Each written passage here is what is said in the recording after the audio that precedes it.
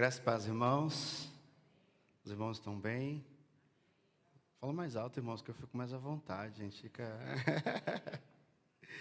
Que bom, graças a Deus. Eu que agradeço pela oportunidade de estarmos aqui e podermos compartilharmos um pouco da palavra do Senhor, daquilo que Deus tem colocado em nossos corações.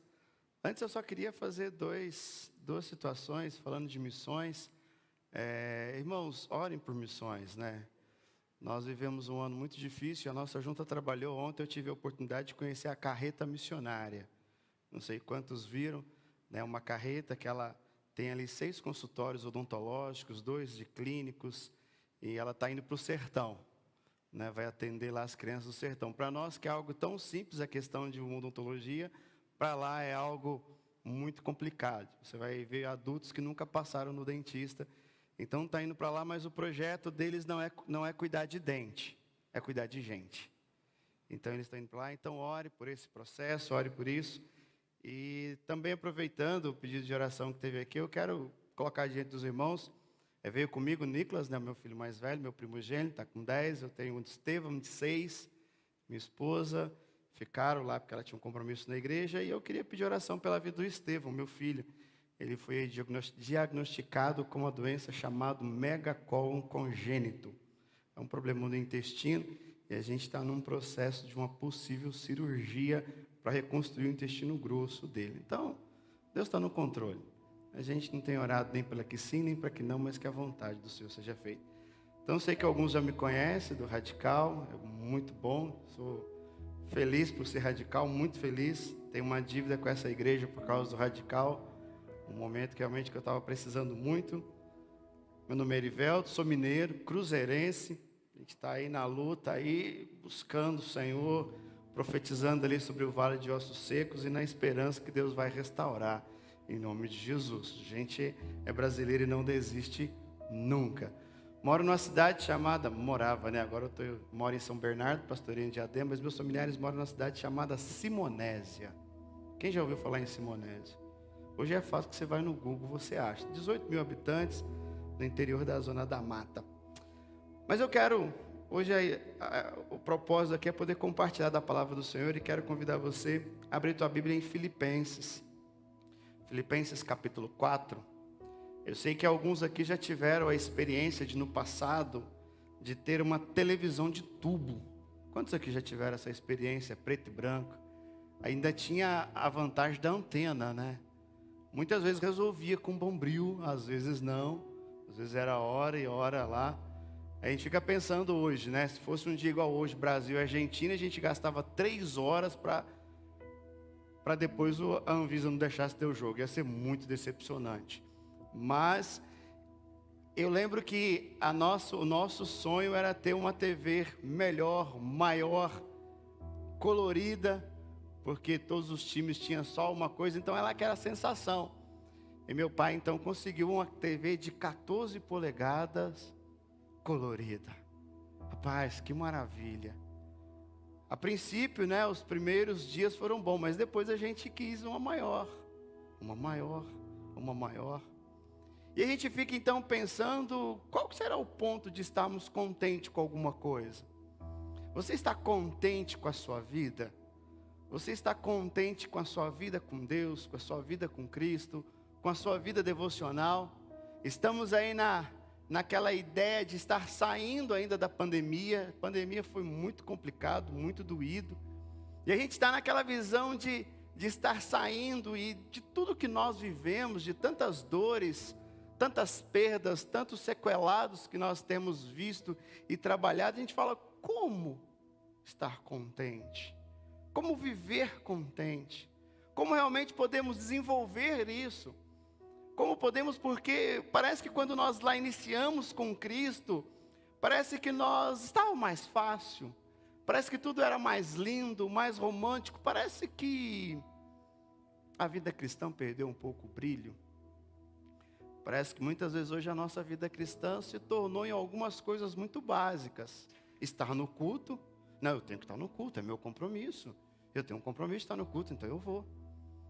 Você vê, isso já é um grande problema, né? Simplesmente um compromisso com o culto. Não, vamos ler a Bíblia, eu sou muito contra essa questão de cronograma de leitura bíblica, porque a maioria só lê para preencher o cronograma, né? Não lê realmente para desfrutar da palavra, para ter intimidade. Então a gente assume alguns compromissos e isso vai perdendo um pouco o prazer de ser, vai perdendo um pouco a ideia do que é ser cristianismo. E eu quero então compartilhar esse texto, Filipenses capítulo 4, a partir do versículo 10.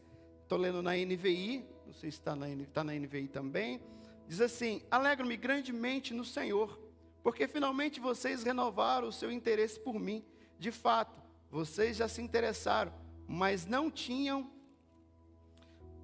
oportunidade para demonstrar. Não estou dizendo isso porque esteja necessitado, pois aprendi a adaptar-me a toda e qualquer circunstância. Sei o que é passar necessidade e sei o que é ter fartura. Aprendi o segredo de viver contente em toda e qualquer situação, seja bem alimentado, seja com fome, tendo muito ou passado necessidade. Tudo posso naquele que me fortalece. Como realmente vivermos uma vida contente? Como nós olhamos, como foi dito de alguns missionários, lá na igreja a gente trabalha muito para que missionário não seja visto como coitadinho. Porque às vezes tem, poxa, ela deixou tudo e foi para o campo missionário. Não, irmãos, eles têm o privilégio de estar no campo missionário. Na campanha de Junta de Missões Mundiais, nós fizemos uma live com o pastor lá da Jordânia. 8 horas de diferença. Lá era de madrugada e aqui a gente estava e foi algo... E aí no off eu perguntei para ele: rapaz, você é doido da cabeça? Sai do Brasil, sai aqui de São Caetano e caçar lá na Jordânia, correndo risco com a tua esposa, com os teus filhos. Ele falou: olha, Deus coloca no coração, a gente vem e a gente tem o privilégio. Como ser contente? Como Paulo pode tratar de uma questão? Se você ler toda a carta de Filipenses, você vai ver que Paulo a todo instante vai dizer de ser pleno. Todo instante Paulo vai dizer de agradecimento. Paulo vai dizer de felicidade. Paulo vai dizer de alegria. Paulo em nenhum momento ele despreza ou ele traz um sentimento de tristeza por estar preso. Porque quando Paulo escreve essa carta, ele está preso. A grande maioria entendemos que está em Roma, preso em Roma. Então ele passa por aquele momento, mas mesmo assim ele começa a dizer a esses irmãos, alguns irmãos ali vivendo alguma situação, vivendo alguma divergência. E eu estava pensando em algo e ouvir isso esses dias, da pessoa dizendo: ah não, o que eu quero é ser feliz. O que muitos querem é ser feliz. Mas o que é felicidade? Já parou para pensar que muitas pessoas estão correndo atrás e não sabem o que é? Muitos estão correndo atrás da felicidade, mas não sabem o que é a felicidade. Peraí, você está correndo atrás da felicidade, me explica o que é isso. Ah, eu estou correndo atrás de uma realização. Qual realização? O que é isso? Existem muitas pessoas correndo atrás e achando que uma carreira, uma profissão ou uma realização de alguma coisa vai trazer esse ser completo, vai trazer essa verdade, e a gente sabe que não vai. Felicidade é muito subjetivo. Então quando Paulo começa a tratar com esses irmãos na carta, ele diz que ele aprendeu a ser contente, ele aprendeu a passar por fartura. Não sei quantos aqui já tiveram a oportunidade de verdadeiramente passar necessidade, ter fome, passar fome mesmo, aquela coisa que você fala assim: poxa, eu estou com fome e não tenho onde buscar. E não é que vai terminar, não é a ideia simplesmente: ah não, isso vai passar, peraí, domingo, segunda eu como alguma coisa. Não, você não tem expectativa. E Paulo está dizendo sobre isso. Paulo está dizendo, e a pergunta é: será que nós sabemos viver dessa forma? Aonde estão os nossos olhos? E Paulo então começa a trabalhar com esses irmãos, e eu convido você então a passear um pouquinho comigo aí em Filipenses, e voltar um pouco lá no capítulo 1. Porque quando Paulo está narrando para eles o capítulo 1, interessante que a carta Paulo fala por algumas vezes a questão de agradecimento, a questão de como ele sentia. Mas quando ele entra no versículo 12, ele diz: quero que saiba, irmãos, que aquilo que me aconteceu tem, ao contrário, servido para o progresso do evangelho. Onde aqueles irmãos estavam tristes porque estava acontecendo com Paulo, chateados, pararam de prosseguir, pararam de adorar, pararam de buscar ao Senhor, estavam se entretendo em algumas confusões internas. E Paulo está dizendo: olha, o que aconteceu comigo foi porque o Senhor quis, e mesmo que tudo tenha acontecido, Deus tem sido glorificado. É muito fácil quando a gente prega numa igreja, a gente não tem, vamos dizer assim, conhece o íntimo de cada um. Mas também lá na igreja eu não tenho problema, as pessoas sabem como eu sou muito apaixonado por aconselhamento bíblico, a gente trabalha muito com isso lá, então o que a gente tem que tratar, a gente trata dentro do aconselhamento. Mas aquilo que você tem passado, aquilo que você tem vivido, você tem entendido que isso tem contribuído para o Evangelho? Aquilo que nós temos passado tem nos ajudado a nos aproximar do Evangelho ou tem nos distanciado? Aquilo que nós temos passado tem nos levado a glorificar mais o Senhor ou murmurar? Para mim, eu sou muito básico, Lamentações é bíblico lamentar. Porque se não fosse, não existia um livro chamado Lamentações. Então isso já me dá base para lamentar, mas vamos lamentar com a pessoa certa. Tem coisas que não adianta lamentar um para os outros, a não ser compartilhar em oração. Mas aquilo que nós vivemos, aquilo que você está vivendo, tem cooperado para quê? Para uma vida de murmuração, para uma vida de tristeza, para uma vida de angústia, para uma vida de ranzinzo. Com a vida, olha, você não sabe como está a minha vida. Você já ouviu alguém falar assim, eu não mereço isso. O que eu estou passando, eu não mereço. Uma vez eu estava no aconselhamento e a pessoa falou, eu falei, realmente, você é muito gente boa. Agora, Jesus não valia nada, ele merecia a cruz. Aquele sujeito merecia ainda, e foi pouco. Pregaram só um prego na mão dele, tinha que ser 3 em cada mão. Ela, nossa, pastor, virou santo agora? Como diz? Como você diz que você não merece? O que nós precisamos aprender, e isso eu acredito que é algo que nós fazemos todos os dias. A vida cristã não é um remédio de dose única. Ele é aquela situação a cada dia, a cada momento, em pequenas gotas. E nós precisamos então desenvolver, aprender a estar contente. E nós só vamos pensar nisso, só vamos conseguir isso quando nós começarmos a olhar para a nossa vida com a ótica de Deus. Fala assim, pastor, mas eu não tenho os olhos de Deus. Mas nós temos o conhecimento dele. Paulo está dizendo, olha, aquilo que me aconteceu tem contribuído. O problema é que às vezes nós estamos tão em busca de uma realização, e eu tenho muito claro uma questão. Deus não tem compromisso com a nossa felicidade. Deus não tem compromisso com a nossa felicidade. Jesus não veio ao mundo para nos trazer felicidade. Ele veio no mundo para nos trazer eternidade. Ele tem compromisso com a eternidade, de realmente nos levar, nos moldar a cada dia a viver Cristo. E o que for necessário para que isso aconteça, para que Cristo seja moldado em nós, Ele vai fazer. Nós que somos pais de filhos pequenos, assume um compromisso de deixar o seu filho feliz.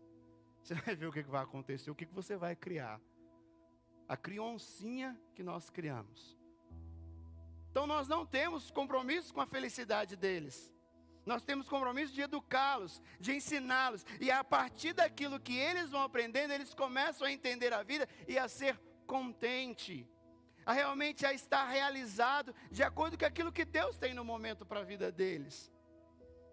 Porque se fosse assim, né, cada videogame que sai, os nossos filhos já querem. De repente você não tem nem sabe tudo aquilo, não, mas vamos trocar. E Deus é assim conosco. O problema é que nós queremos olhar para as nossas vidas da nossa ótica. Precisamos olhar para a nossa vida da ótica bíblica. E a questão é que, sim, quantos de nós cremos na Bíblia? Não vou perguntar, todos nós cremos. Naquela pergunta que o pastor faz, quem crê na Bíblia, levanta a mão. Você acha que alguém vai ficar com a mão abaixada? Mesmo quem não crê vai levantar, irmãos. Porque a grande maioria levantou. E todos nós cremos.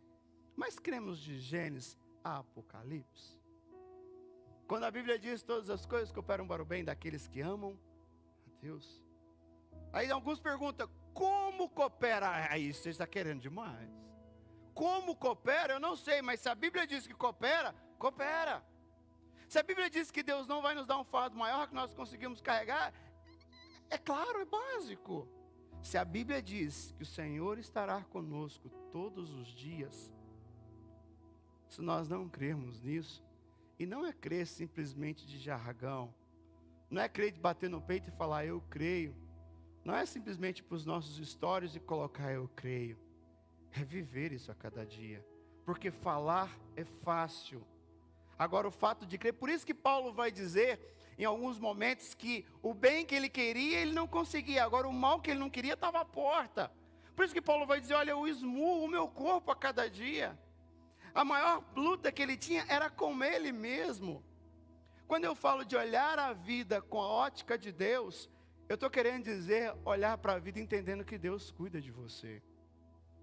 Entendendo que o amor de Deus, ele é real pela tua vida. Que a palavra de Deus é verdade, ela se cumpre. Que Deus tem um compromisso.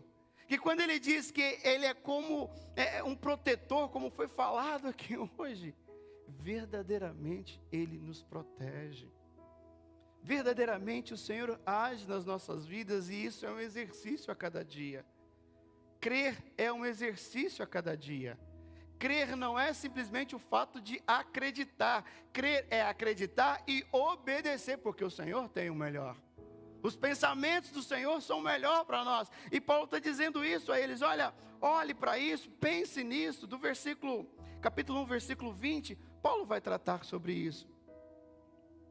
Deixa eu pegar aqui, que ele vai colocar mais ou menos assim aqui na minha Bíblia. Deixa eu só achar o versículo 20 aqui que fugiu.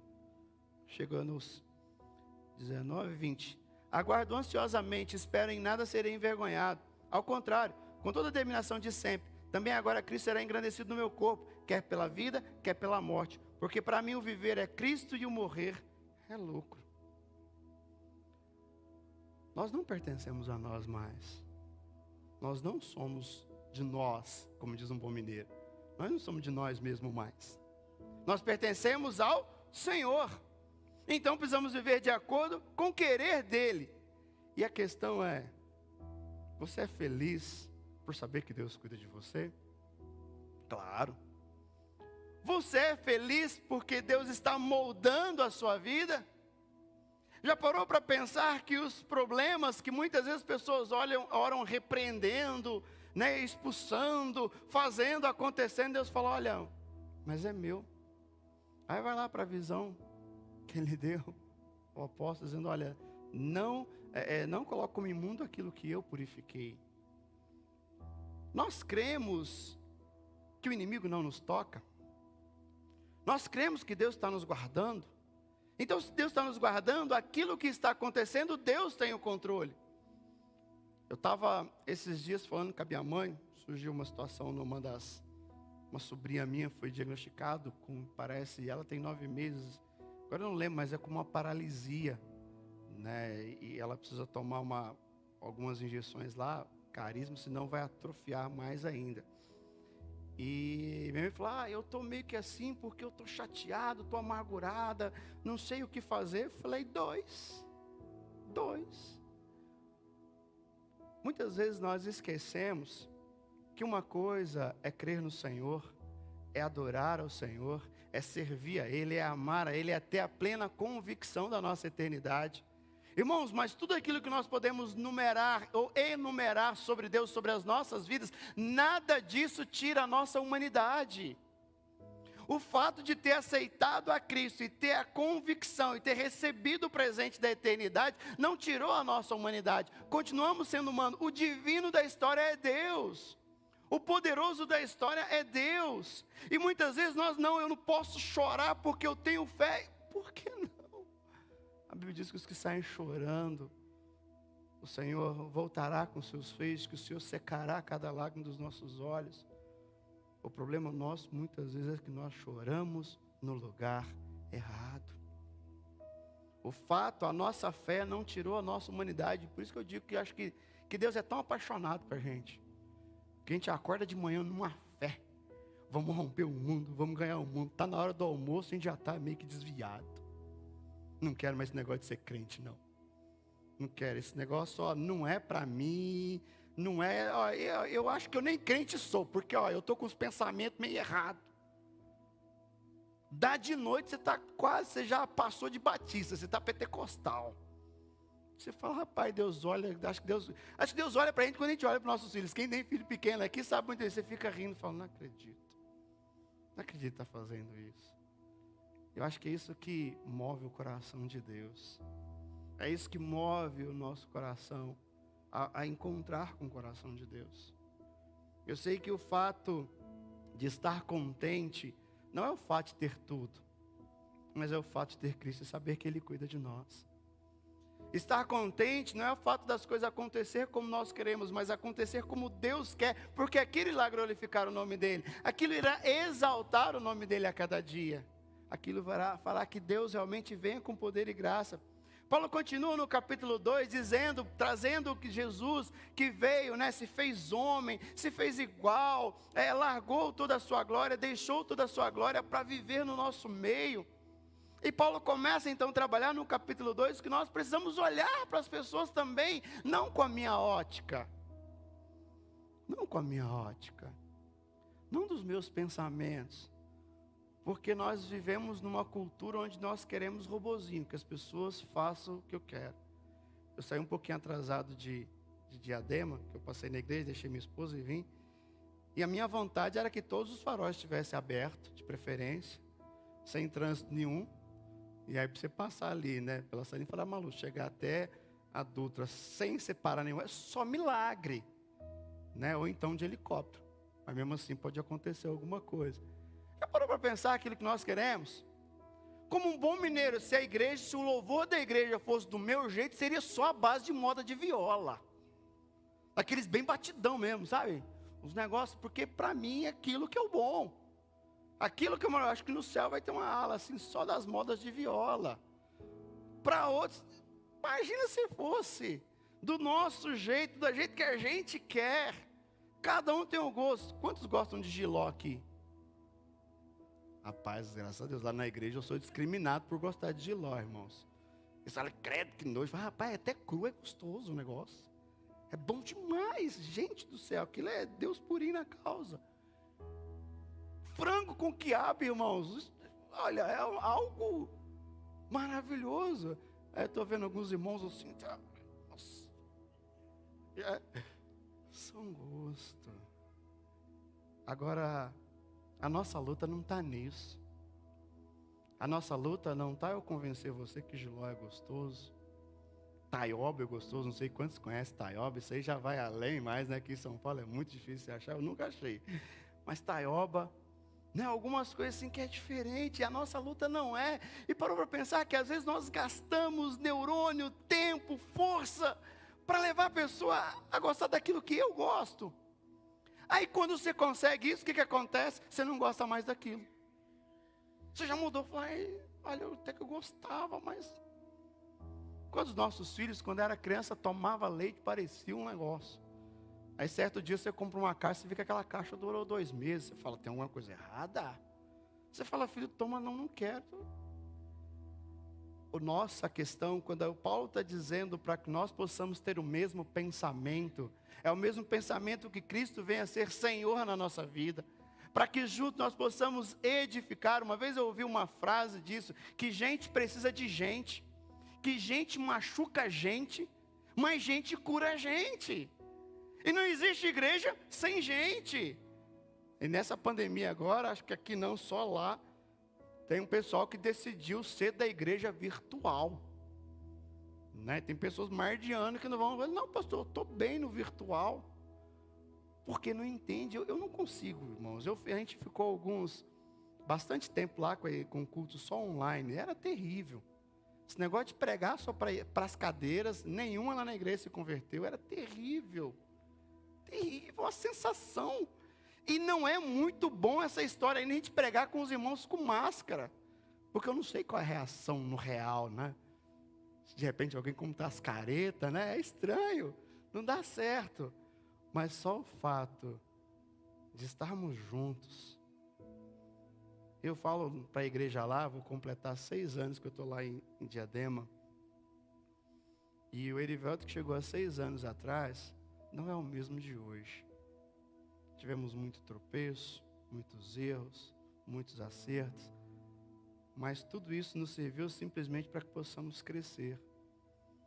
Porque eu entendo que o ministério pastoral não é sozinho. A gente não consegue pastorear sozinho.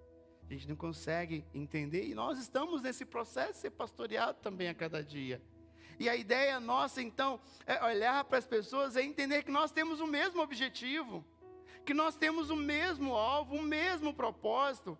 e que nós precisamos parar de olhar um para o outro como concorrentes. Como aqui que ele está querendo, ah não, olha isso, aquilo outro, não, é entender que nós somos uma família, querendo ou não. Qual família que não tem problema? Qual família que não tem dificuldade? Mas quando vem as festas, sendo de aniversário, dia dos pais, dia das mães, Natal, Ano Novo, a gente está ali. E quando de repente precisamos enfrentar alguma situação junto, a minha família, né, o pastor Cícero falou que daqui de Diadema é longe. A minha família mora na cidade lá, na divisa com o Espírito Santo, está a 850 quilômetros de distância daqui lá. Eu vou de carro, todo ano eu vou para lá. E não tenho nenhum familiar meu próximo, assim, aqui em São Paulo. Mas sabe qual é a maior grande alegria? O que acalenta o nosso coração a cada dia, que eu tenho a plena convicção que com um telefonema, eles rodam 850 quilômetros sem descansar. Eles estarão aqui. De qualquer situação que acontecer lá, fiquei sabendo essa questão do meu irmão, falei, mãe, quer que eu vou para aí? E não tem essa questão, trabalhei o dia inteiro, ok, você viaja 1 hora, descansa 5 minutos, viaja mais 1, descansa 10, até chegar lá. Porque família é isso, nós temos o mesmo objetivo. E qual o objetivo? É a questão da unidade. Já parou para lembrar qual é a oração de Jesus em João 17?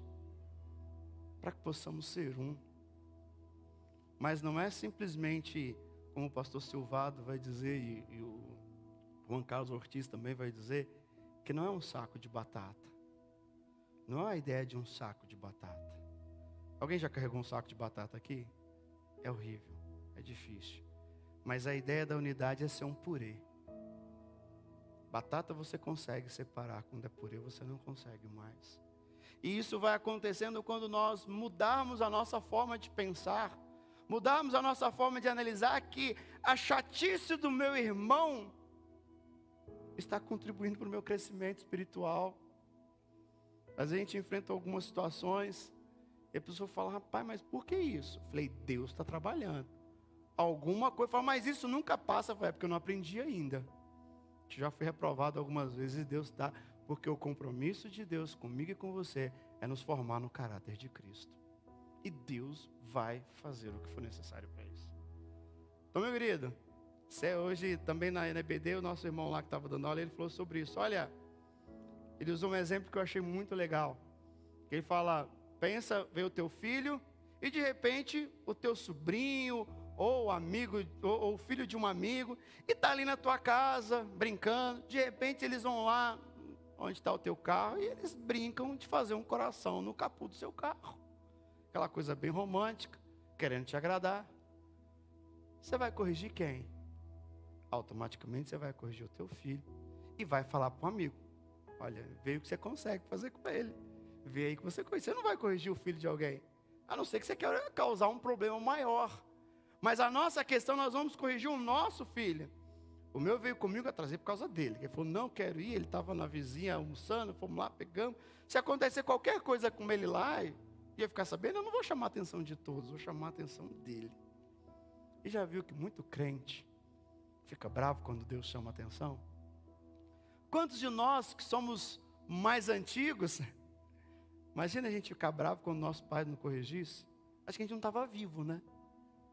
Pelo menos o meu, acho que eu não estava vivo, porque falou sim senhor, não tinha essa discussão. Se Deus está te corrigindo, é porque você é verdadeiramente filho. Você é verdadeiramente filho. Mas a questão não é só que você é filho. Você gostando ou não, eu também sou. E nesse processo, gostando ou não, nos tornamos irmãos. Nos tornamos irmãos. Para mim a questão espiritual, a manifestação do Espírito não está simplesmente nos dons espirituais. Porque para mim os dons espirituais é nos auxiliar a viver em comunhão, a edificarmos, a ser bênçãos. Porque o que adianta eu ter todos os dons e não querer te abençoar? Para quê? Simplesmente para colocar no currículo? Olha, eu sou batista há tantos anos, tenho esse dom, esse dom, esse dom. Falo assim, falo assado, faço desse jeito, faço desse jeito. E o que você faz com isso? Quantas pessoas são abençoadas? Quantas pessoas são edificadas? E Então, em que espiritualidade há em ter todos os dons e ficar simplesmente para nós? Qual a questão que há? Quando Paulo chega no capítulo 3, falando dessa ideia de desenvolver esse contentamento, porque a ideia de estar satisfeito e a ideia de estar contente. Paulo diz que satisfeito só estará quando estiver com o Senhor. Embora o melhor seria estar lá, mas estou aqui por causa de vocês. Estou aqui para que Deus possa agir. Então Paulo vai dizendo contente, olhar para as nossas vidas, olhar para as situações das nossas vidas. Precisamos parar de olhar para as coisas segundo o nosso querer, segundo a nossa vontade. Já viu, às vezes as pessoas chegam, olha, essa semana eu fui abençoado, Deus me abençoou poderosamente. Ué, irmão, o que aconteceu? O meu emprego. Que benção, irmão. Fui promovido. Benção, irmão. Você já ouviu alguém chegar essa semana, fui amaldiçoado por Deus? Porque perdi o emprego. Reduziram o meu salário. Acho que esse período de pandemia é o que mais houve, né? Redução de salário, redução de tudo. Já parou para pensar que nós administramos a ideia de ser bênção, que o que é bênção de Deus, só quando Deus me abençoa? Quantas pessoas já foram abençoadas quando foram demitidas? Passaram por um processo, mas depois Deus abriu uma porta muito maior. Deus abriu um processo muito maior. Uma vez eu ouvi uma frase que eu fiquei indignado com ela, dizendo assim: quando o não de Deus é bênção. Eu perguntei, existe algum momento na história que o não de Deus foi maldição? Qual é a nossa ótica a respeito disso? Como nós temos olhado para a vida a respeito disso? Paulo trata com eles no capítulo 3 sobre as questões materiais. Que muitas vezes vão dizer que crente não pode ter isso, que crente não pode ter aquilo, que estamos muito mais preocupados com o material. Não pode. Eu quando eu estava no seminário, já tem alguns anos isso, vai fazer 15 anos que eu já estou como pastor, então já tem um tempinho a mais. Eu li um livro que dizia assim, que crente não podia ter mais de 2 carros. Então os irmãos que têm 2 aí já deixa aqui no altar o segundo, né? Já dá para resolver aqui, o irmão falou das construções, que não podia, você não podia ter muita roupa, não podia ter muito sapato, as irmãs iam entrar em crise, né? Em casa ia começar lá por casa, sabe, umas questões muito, que não existe. A questão é, o que as coisas materiais representam para mim? Quando eu estava no seminário, a gente tinha alguns amigos que diziam que não podia ir para a praia, porque era pecado, porque era satisfazer a carne, era satisfazer os prazeres, a gente não podia. Eu falei, tá, então me explica, se não pode ir para a praia, por que Deus fez as praias? Eu falei, para mim é lógico, fez, o lugar é bonito, é gostoso, é bom estar lá. E aí vem uns homens de Deus também, de Deus assim, né, que vai lá, faz umas barracas, vende uns negócios gostosos, eu não vejo problema.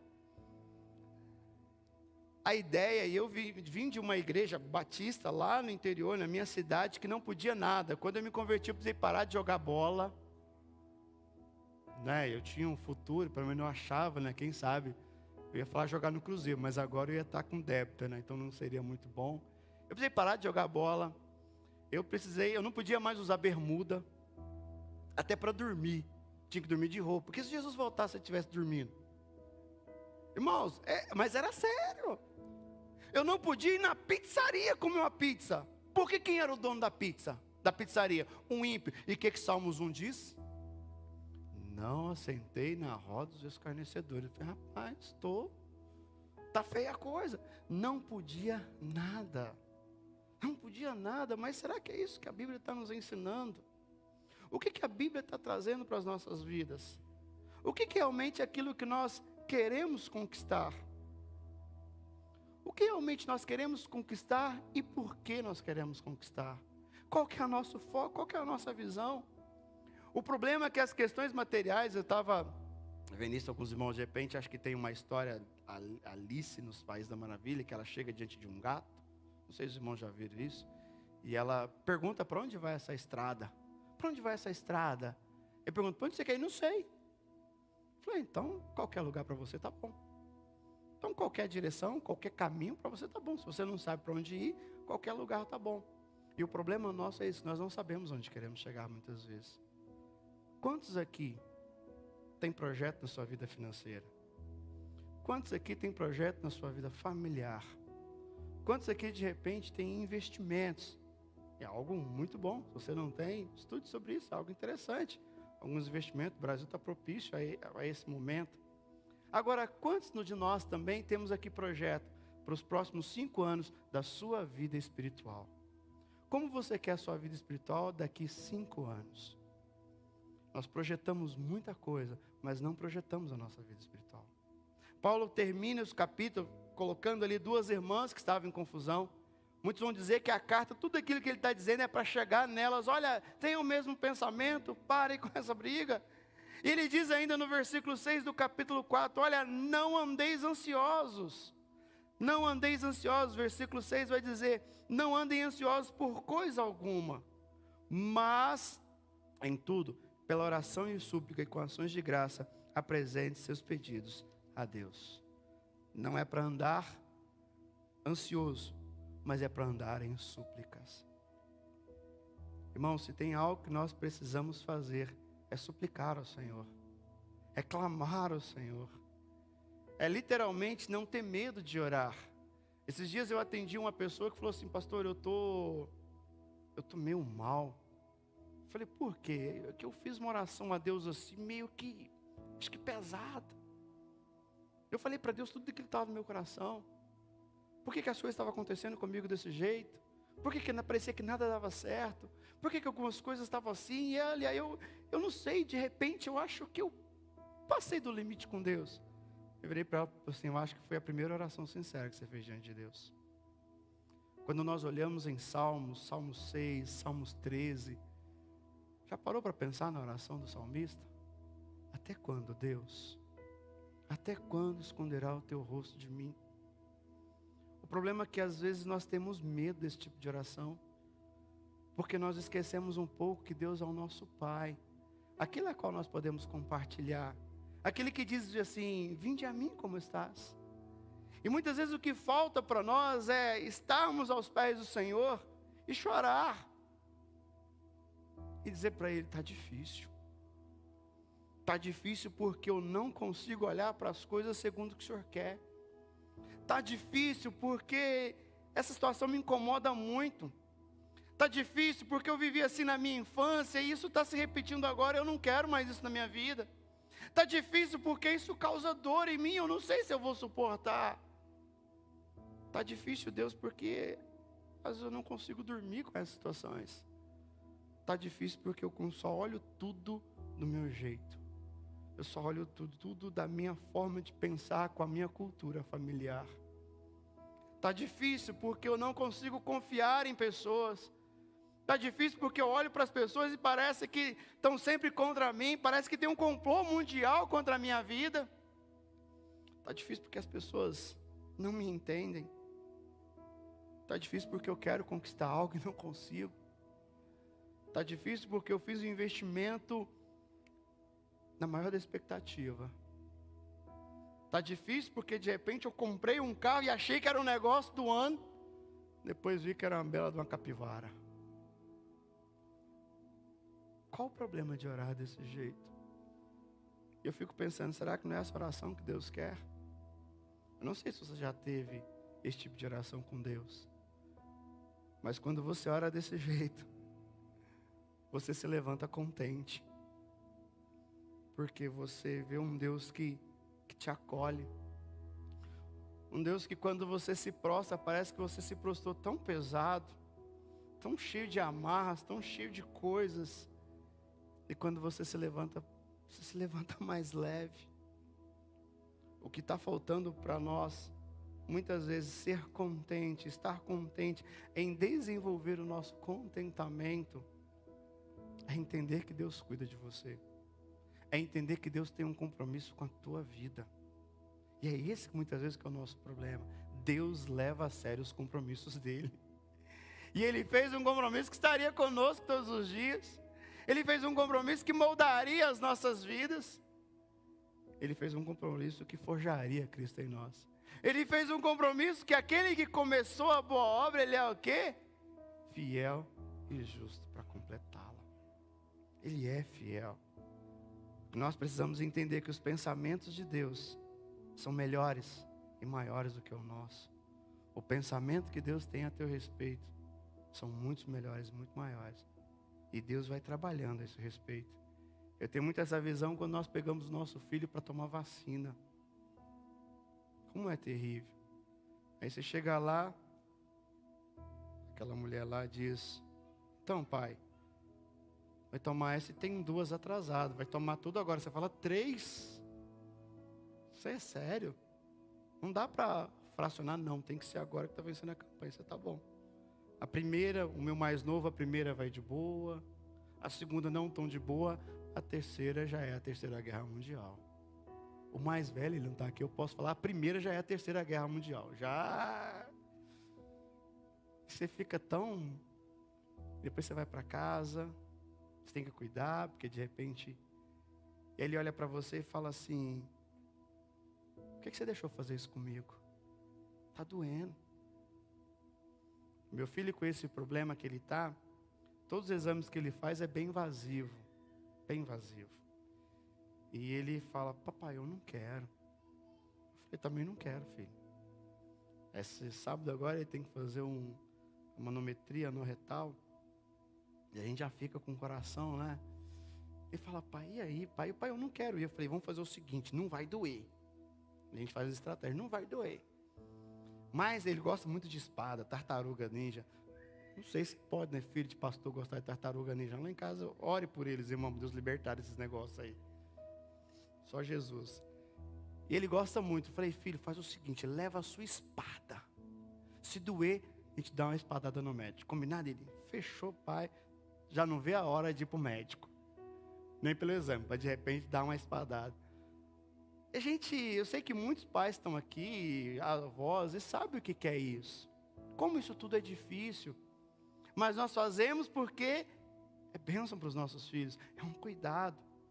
E por que nós, como pais, entendendo essa visão, temos um pensamento diferente com Deus a nosso respeito? Meu querido, eu vim aqui hoje só para falar uma coisa, ou 2. Deus te ama e está cuidando de você. Deus te ama de uma forma extrema, ao ponto de entregar o único filho dele para morrer no teu lugar. E o que Ele quer é que nós possamos entender isso. E nós vamos entender isso quando nós começarmos a sermos sinceros com Deus. Sincero com Ele. Dizer que não está bom, que está difícil, está complicado, que estamos pensando em desistir. Dizer para Ele que muitas vezes nós não sabemos mais o que é orar. Que quando a gente ora, começa a gaguejar e você coloca para orar 5 minutos, e olha, deu 50 segundos. Ler a Bíblia, o que é isso? E devocional. Nós estamos trabalhando na igreja lá, iniciamos com mentoria. Mas mentoria trabalhando a respeito de devocionais. Tem até um livro muito bom, Mentores Segundo o Coração de Deus. É um livro excelente se você gosta de ler, uma boa leitura. Porque não existe nada mais importante. E eu vi uma pessoa falando disso de devocional, ela fala: pastor, mas a minha vida é tão corrida que eu não tenho tempo para isso. Então está complicado. Se nós não tivermos tempo para Deus, para que nós vamos ter? Deus quer deixar o teu coração contente. Para isso Ele precisa ouvir de você o que está te incomodando. Ele precisa ouvir da tua boca como está a tua vida, como está o teu coração. Eu sei que isso faz toda a diferença. Dizer para Ele, fala: Deus, eu não estou te sentindo. Deus, às vezes parece que o Senhor não fala comigo. Irmãos, somos humanos. Somos fracos. Mas Ele é forte. Ele é poderoso. E é tão lindo quando nós vemos para um Deus eterno, um Deus onisciente, um Deus onipresente, um Deus tudo. Um Deus tudo. E olha para mim, para a tua vida e diz: eu te amo. Eu te escolhi. Eu te chamei. Eu estou contigo todos os dias. Feche teus olhos. Deixa eu orar por você.